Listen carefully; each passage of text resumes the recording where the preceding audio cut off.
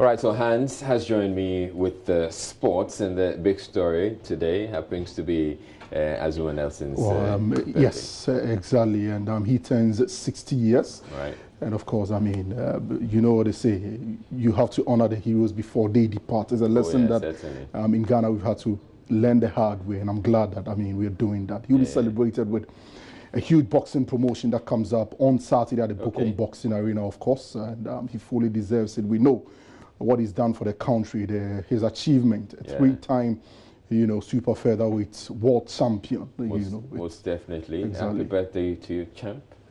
Yeah, you take it away. Right, so let's get the details of that one. The legend, Azumah Nelson, turns 60 years, and there is more in the following report by my colleague, Nathaniel Lato. The former three-time champion of the world, the Professor Azumah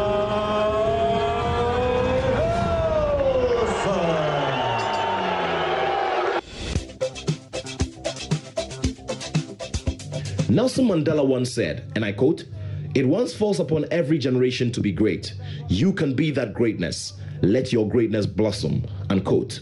Clearly, Barima Professor Azumah Nelson had greatness in him and has lived every bit of it for the better part of his 60 years on earth. Azumah grew up in the small community of Bukom in the Greater Accra region of Ghana, a place replete with boxing talents, but he stood out, especially when he got the first opportunity in the gym. Azumah's talent was further polished by the legendary trainer Aktukwe Clotte, who helped him to start off his amateur career.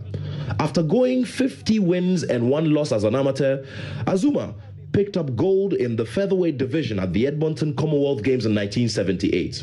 After this success, he turned professional and within 10 fights was the holder of the Ghanaian and African Commonwealth titles. In his 14th fight as a professional, Azumah Nelson may have lost to the legendary WBC featherweight champion Salvador Sanchez, but showed the whole world that he had the skin and wits of a world beater. He never looked back after this and has since gone from strength to strength. Over the years, Ghanaians burnt the midnight oil to watch him on television, and whether win or lose, Azumah was always a hero and occupied a special place in their hearts. He ended his career in 1998 after remaining a champion in the featherweight division for a decade with a record of 39 wins, 5 losses, and 2 draws, with 28 of the wins coming by way of knockout. In his 20-year retirement, Azumah has enjoyed great time with his people in Ghana and has been celebrated severally with awards and accolades of international and local significance. While giving back to society through his Azumah Nelson Foundation and Boxing Promotion Syndicate, the professor has also focused on his second love, which is farming. He is a family man, he loves his God and loves his people. His respectable character has also earned him a special place in the hearts of all across Endeavour. So on Saturday, July 21, thousands will gather at the Bukom Boxing Arena once again to celebrate him with a night of boxing and yet another honor by the World Boxing Council, who have already named him one of the 2 greatest super featherweight boxers of all time.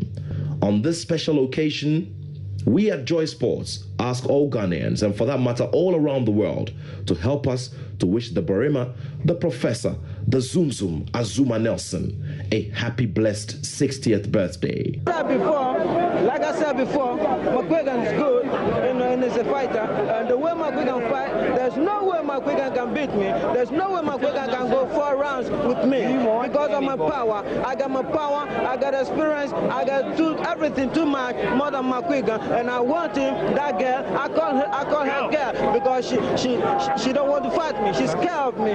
She know who I am and what I can do. The former 3-time champion of the world, the Professor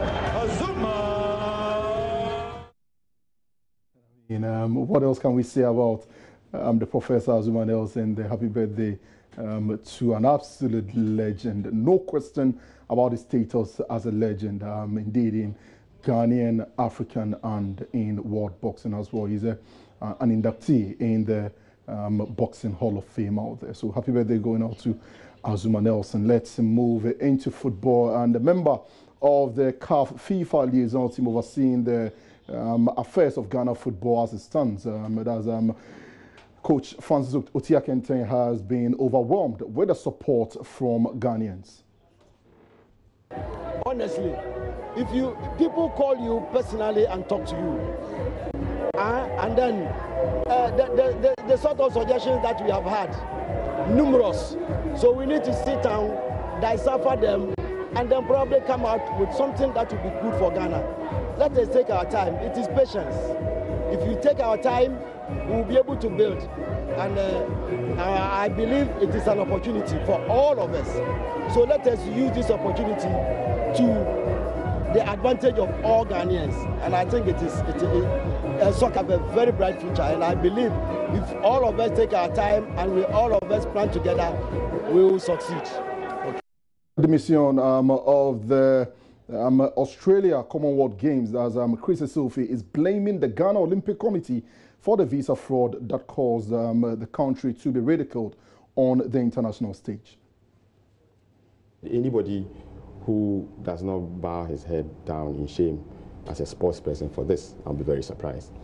There are many theories surrounding all that happened. There are accusations, counter accusations left and right.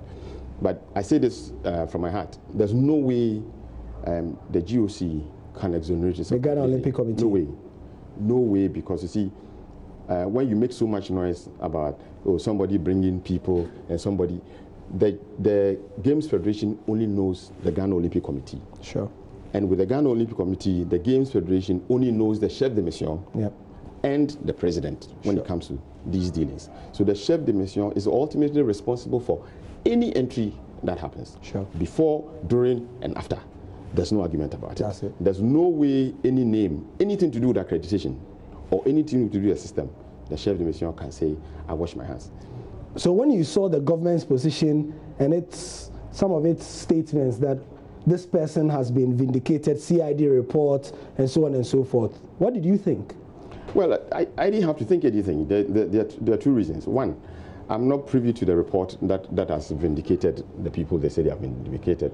Two, I'm not privy to the mandate or the terms of reference given to the investigative body for doing that. So I didn't think anything. All I thought was that definitely something happened, and all of us know. Otherwise, there wouldn't have been any investigation. Yeah. So if it is not Mr. A, Mr. B must have done it. So let's find Mr. B. I think you are speaking in quotes, but we understand the quotes. As the former chef de mission of the 2018 Commonwealth Games, Chris Esilfi, earlier in a conversation with my colleague Gary L. Smith.